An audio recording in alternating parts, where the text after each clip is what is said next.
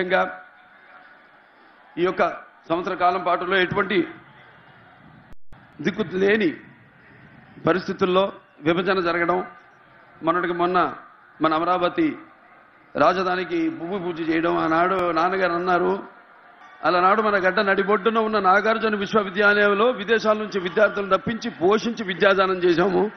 రామప్ప దేవాలయంలో నేళ్ల మీద రాళ్లను తేరించి అపూర్వ శిల్పకల్పనా చాతుర్యం చూపించాము. అమరావతి స్థూపాలలో బౌద్ధ వాంగ్మయానికి ప్రాణప్రతిష్ఠ చేశాము. సింహపురి మధ్యపురి ఓడలేవుల నుంచి ఖండాంతరాలతో వ్యాపారాలు సాగించామని ఈరోజు అవి మనం పుస్తకాల్లో చదివాము.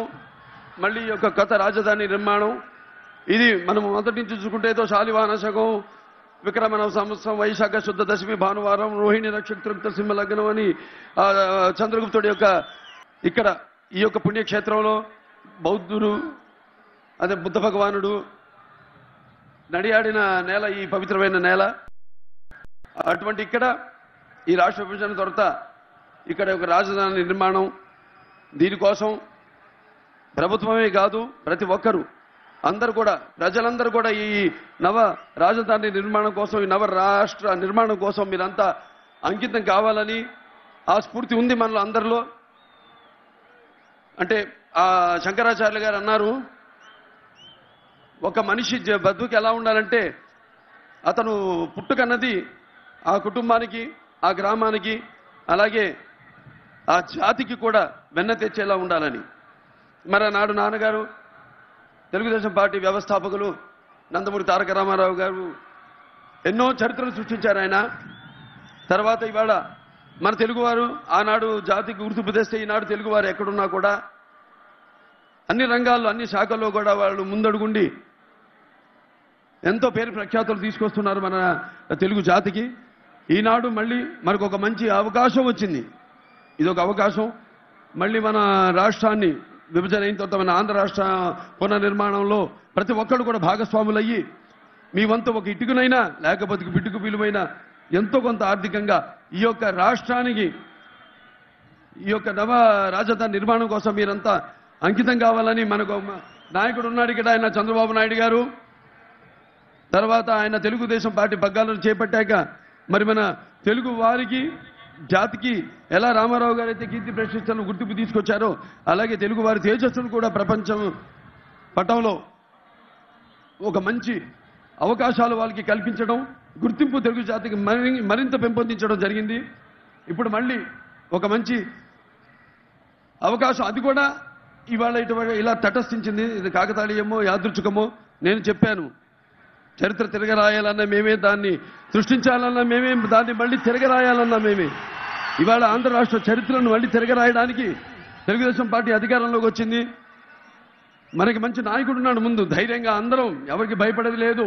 మనంతా కలిసికట్టుగా ఉంటే ఎవరు మనల్ని ఎదిరించలేరు. ఎటువంటి కొండలైనా మనం పిండి చేయగలుగుతాం.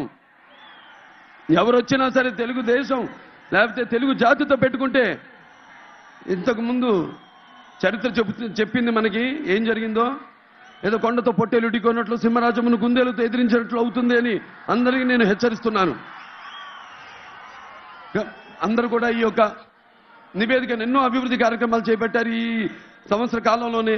పెన్షన్లు పెంచడం అయితేనేమి, లేకపోతే ఈ యొక్క నీటి నదుల అనుసంధానం అయితేనేమి, అటు అన్ని ప్రాంతాలకు కూడా నీటిని సరఫరా చేస్తూ అటు తాగునీరు అటు సాగునీరు అందించడం అయితేనేమి, పట్టుసీమ అయితేనేమి, లేకపోతే పోలవరం అయితేనేమి, ఇలాంటి ఎన్నో కార్యక్రమాలు, అలాగే డ్వాక్రా రుణమాఫీలు అయితేనేమి, రైతుల రుణమాఫీలు అయితేనేమి, ఎన్నో కార్యక్రమాలు చేపట్టి బడ్జెట్ లోటు ఉన్నా కూడా ఆయన తెలివితేటలతో మంచి ఆర్థిక ప్రణాళికలను రూపొందించి ఈనాడు ప్రభుత్వాన్ని, మన జాతిని ముందుకు తీసుకెళ్తున్న నాయకుడు చంద్రబాబు నాయుడు గారు.